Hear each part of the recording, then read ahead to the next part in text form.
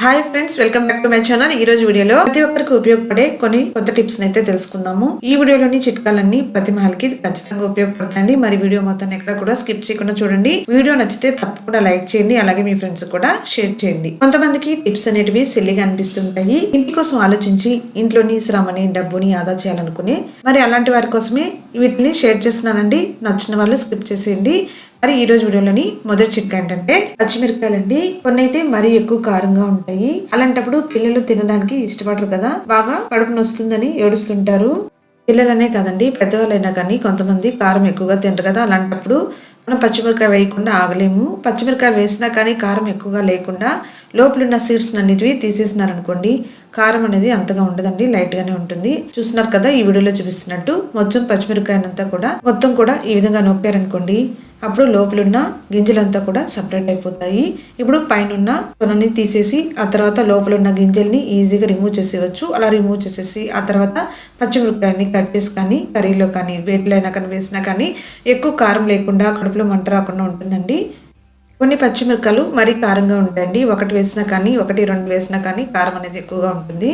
అలాంటప్పుడు ఒకప్పుడైతే కారాన్ని ఎంతైనా తినేస్తుండే వాళ్ళము. ఇప్పుడున్న పరిస్థితుల్లో కారం అనేది కొద్దిగా కడుపులో మంట అనేది వస్తూ ఉంటుంది. అలాంటప్పుడు ఈ విధంగా గింజల్ని తీసేసి మనం ఈజీగా కట్ చేసుకొని వాడుకోవచ్చు. చూసారు కదా, మీకు అవసరమైతే ఈ చిట్కాని ట్రై చేయండి. తర్వాత ఇప్పుడు రెండో చిట్కా అండి. టీ పెట్టేటప్పుడు మనం ఎంత మంట తగ్గించి పెట్టినా కానీ అవి తొందరగా పొంగిపోతూ ఉంటాయండి. ఎన్ని రకాలుగా ట్రై చేసినా కానీ పొంగిపోతూ ఉంటాయి, దగ్గరే ఉండాల్సి వస్తుంది. అలా కాకుండా చూసారు కదా, ఈ విధంగా ఒక స్పూన్ కానీ టీలో వేసేసి టీని కానీ ఉడికించినట్లయితే టీ అనేది పొంగిపోకుండా అక్కడే ఉడుకుతుందండి. ఉడుకుతూ మొత్తం టీ అంతా కూడా బాగా కాగుతుంది. చూసారు కదా, నేను స్టవ్ని హైలోనే పెట్టాను, అయినా కానీ మొత్తం పొంగు అనేది పైకి కిందకి రాకుండా మొత్తం లోపలే ఈ విధంగా బాగా ఉడుకుతుంది. ఇలా ఉడకడం వల్ల మనకి టీ అనేది చాలా టేస్టీగా రెడీ అవుతుంది.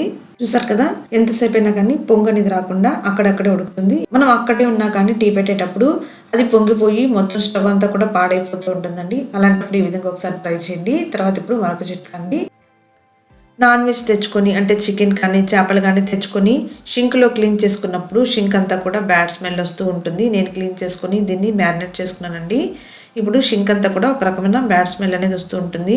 అలాగే ఆ స్మెల్కి సన్న పురుగులు అనేది షింక్ దగ్గర చేరిపోతూ ఉంటాయి. దానివల్ల మొత్తం కూడా నైట్ టైంలో బొద్దింకలు అనేది ఫామ్ అయిపోతూ ఉంటాయి. అలా కాకుండా షింక్ని మనం క్లీన్ చేసుకోవడం కోసం నేను ఇక్కడ యాంటీసెప్టిక్గా వాడే పసుపును వేసుకుంటున్నాను. పసుపు అనేది బ్యాక్టీరియా అనేది ఫామ్ అవ్వకుండా చాలా బాగా యూజ్ అవుతుందండి. పసుపును వేసుకొని ఆ తర్వాత కర్పూరం బిళ్ళల్ని రెండింటిని తీసుకొని వేసుకొని మొత్తం షింక్ అంతా కూడా క్లీన్ చేసుకుంటున్నాను.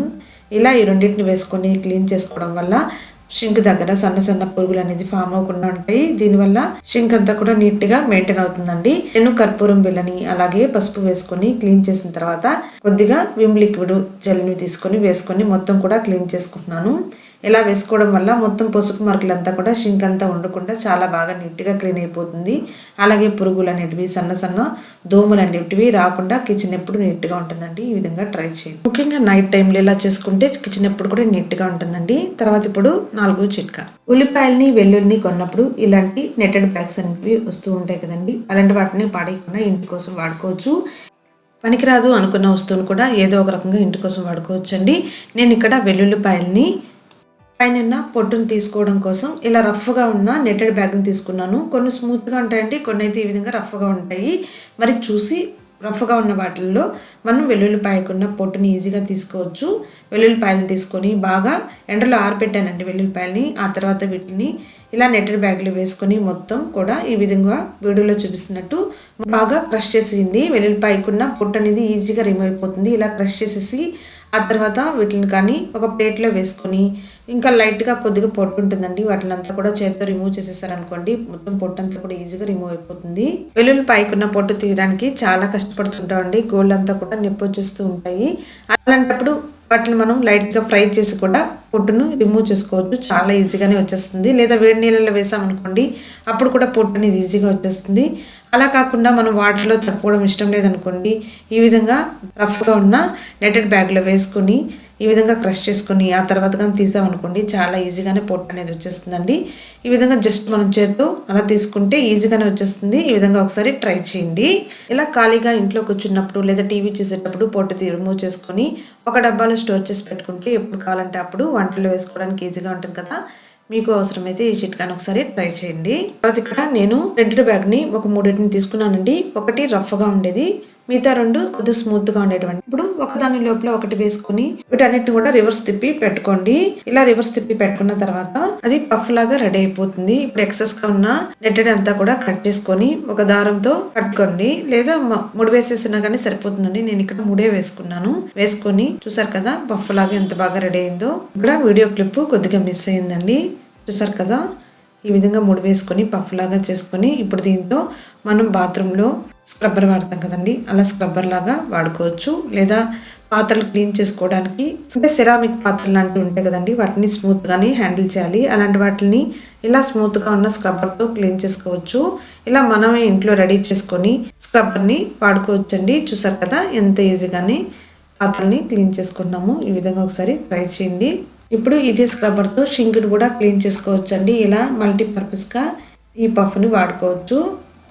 అలాగే ఈ నెట్టెడ్ బ్యాగ్తో ఇంకో రకంగా కూడా వాడుకోవచ్చు అండి. అదేంటంటే మనకి ఇంట్లో కరెంట్ అప్పుడప్పుడు పవర్ కట్ అవుతూ ఉంటుంది కదండి. అలాంటప్పుడు మనం బాత్రూంలో ఉన్నామనుకోండి, బాత్రూంలో ఫోన్ తీసుకెళ్ళి లైట్ వేసుకొని వాడుకుంటూ ఉంటాము. అలా బాత్రూంలోకి ఫోన్ తీసుకెళ్ళినప్పుడు ఆ తడి చేతులతోనే ఫోన్ని ముట్టుకుంటూ ఉంటాము. అలా కాకుండా ఇలా నెట్టెడ్ బ్యాగ్లో వేసుకొని బాత్రూంలో హ్యాంగర్ కానీ తగిలించి పెట్టుకున్నాం అనుకోండి, బాత్రూంలో పని అయినంతసేపు ఆ హ్యాంగర్కి ఆ నెట్టెడ్ బ్యాగ్లో ఉండడం వల్ల మొత్తం వెలుతురు అంతా కూడా బాత్రూమ్ అంతా వస్తుంది. తడి చేతులతో ఫోన్ని ముట్టుకోకుండా ఇలా నెట్టెడ్ బ్యాగ్లో వేసుకొని ఆ ప్రాబ్లమ్ని సాల్వ్ చేసుకోవచ్చు. చూసారు కదా నేను ఇక్కడ నెట్టెడ్ బ్యాగ్లో ఫోన్ పెట్టుకొని టార్చ్ వేసుకొని బాత్రూంలో వాడుకుంటున్నానండి. బాత్రూమ్ అంతా కూడా కరెంట్ పోవడం వల్ల చీకటిగా ఉంది కదా, ఇలాంటప్పుడు ఇలా నెట్టెడ్ బ్యాగ్తో ఫోన్ పెట్టుకొని మేనేజ్ చేయొచ్చు. చూసారు కదా ఈ చిట్కా కూడా మీ అందరికి యూజ్ అవుతుందని అనుకున్నాను. చూస్తున్నారు కదా నేను ఇక్కడ హ్యాంగ్ చేసి పెట్టుకున్నానండి బాత్రూంలో హ్యాంగర్కి. ఫోన్లో టార్చ్ వేసుకొని పెట్టుకున్నాను. ఇప్పుడు బాత్రూమ్ అంతా కూడా లైట్ వెలుగు అనేది వస్తుంది.